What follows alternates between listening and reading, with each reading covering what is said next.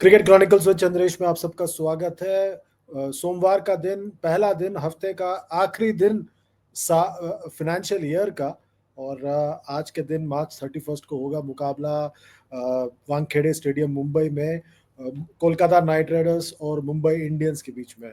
तो ये एक हमेशा ही एक ब्लॉकबस्टर मुकाबला होता है। सालों से इन दोनों टीमों के बीच में एक जबरदस्त एक कंपटीशन रहा है। और इस बार तो और भी ज्यादा हो जाएगा क्योंकि मुंबई इंडियंस की जो टीम है, दो लगातार मुकाबले हारकर अपने घर पर खेलने वाले हैं। पहला मुकाबला वो चेन्नई से आ रहे हैं, दूसरा मुकाबला वो गुजरात टाइटन से आ रहे हैं अहमदाबाद में, और अब उनका मुकाबला कोलकाता नाइट राइडर्स से होगा वानखेड़े स्टेडियम पर। बहुत ही महत्वपूर्ण मुकाबला है दोनों टीमों के लिए, खास तौर पर मुंबई इंडियंस के लिए, क्योंकि उनके लिए ये सीजन अब तक उतना ठीक से नहीं गया जितना वो एक्सपेक्ट कर रहे थे। बात कर लेते हैं उनके कप्तान की।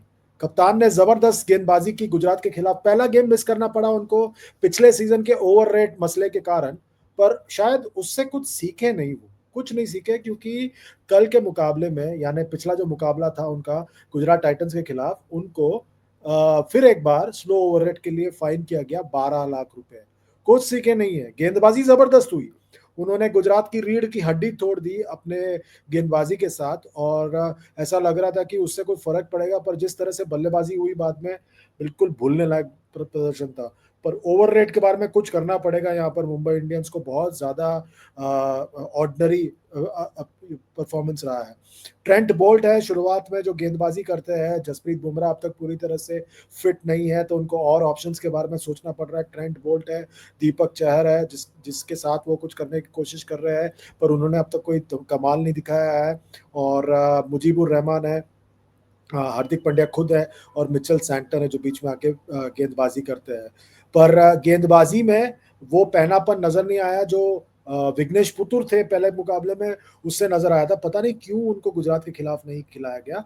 विघ्नेश पुतुर ने अपने पहले ही मुकाबले में एक कमाल का प्रदर्शन किया था, और मेरे ख्याल से उनको वहां पर फिर एक बार मौका मिलना चाहिए था। अनफॉर्चुनेटली उनको पहले मुकाबले के बाद दूसरे मुकाबले में बाहर बिठाया गया, और उसका असर नजर आया, क्योंकि बड़े आसानी से वहां पर गुजरात को रन बनाने का मौका मिला।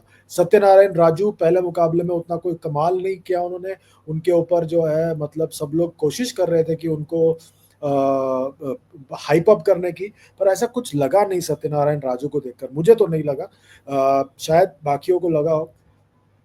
प्रॉब्लम मुंबई इंडियंस के लिए उनके बल्लेबाजी में, और सबसे बड़ा प्रॉब्लम है भारत के टेस्ट और ओडीआई कप्तान रोहित शर्मा का फॉर्म।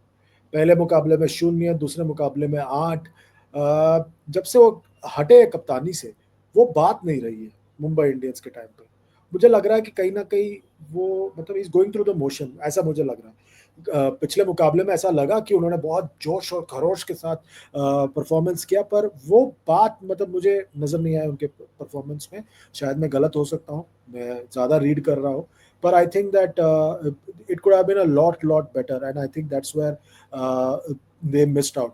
रायन रिकल्टन ने अब तक कुछ कमाल नहीं किया, पर वो साउथ अफ्रीका के लिए हमेशा ही रन बनाते हैं, तो उनके ऊपर मतलब फिर एक बार उनको भरोसा करना पड़ेगा। बीच में स्काई है, भारत के T20 कैप्टन, दोनों मुकाबलों में ठीक किया है, पर अहमदाबाद में वो और जो उनके साथ मुंबई इंडियंस के कप्तान है, दोनों ने साथ में मिलकर जो बल्लेबाजी की, भूलने लायक प्रदर्शन था उनका। 3 ओवर में 12 रन बने, जब चेस कितना बड़ा था। आई थिंक वो उसके बारे में उनको बड़े गौर से सोचना पड़ेगा, क्योंकि it is going to get very difficult in the coming days अगर इसी तरह की बल्लेबाजी हुई तो। और तिलक वर्मा है, उन्होंने भी दोनों मुकाबलों में ठीक प्रदर्शन किया है, और बेहतर कर सकते हैं। कहीं ना कहीं मुझे लगा है कि मुंबई इंडियंस की जो पूरी प्लानिंग है थोड़ी फ्लॉड लगी है, and I think that they appear to be headless chicken, जो अगर आप कहना चाहते हैं इस वक्त। और मुझे नहीं समझ में आ रहा है कि उनके जहन में क्या चल रहा है with regards to the whole thing, with regards to the makeup of the 11 and the impacts of.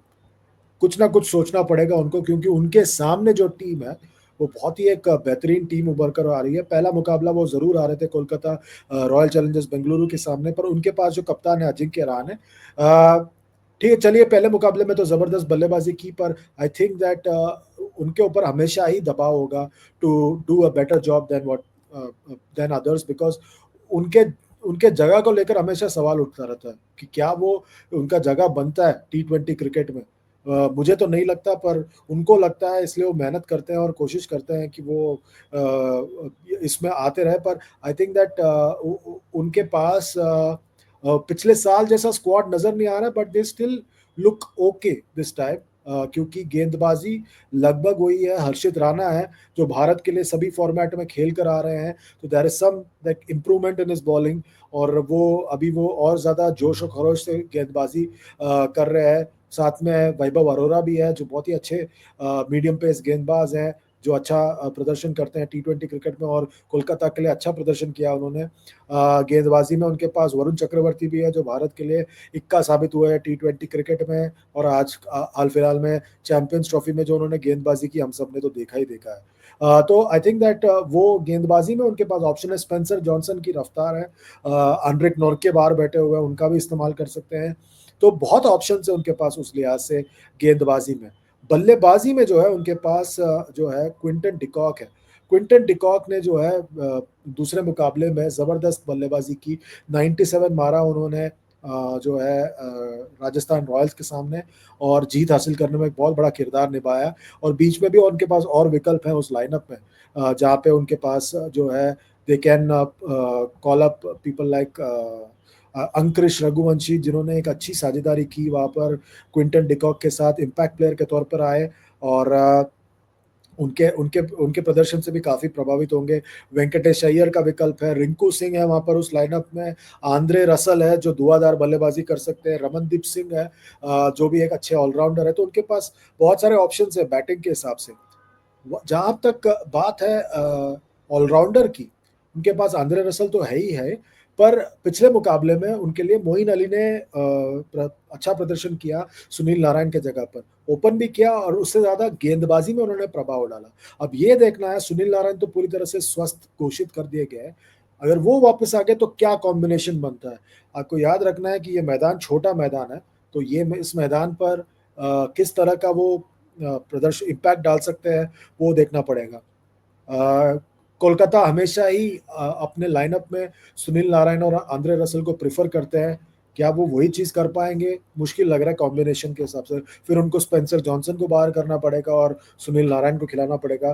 क्या ऐसे छोटे मैदान में आप एक एक्स्ट्रा स्पिनर के साथ जा सकते हैं? ये सोच होगी टीम थिंक टैंक के पास। मुंबई के पास बहुत सारे प्रॉब्लम्स हैं, कोलकाता के पास कम प्रॉब्लम है, इसलिए मुझे लग रहा है कि कोलकाता इस मुकाबले में फेवरेट के तौर पर जाएंगे। पर आपको पता ही है कि आईपीएल है, कुछ भी हो सकता है। जो फेवरेट होता है वो नीचे जाता है, और जो नीचे होता है वो ऊपर आ जाता है। तो इस मुकाबले में भी यही हो सकता है। मेरा ये मानना है कोलकाता ये मुकाबला जीत सकते हैं। आपका क्या मानना है? वीडियो के नीचे कमेंट करके बताइए, लाइक कीजिए, शेयर कीजिए, सब्सक्राइब कीजिए, और नोटिफिकेशन की घंटी बजाइए। Good bye.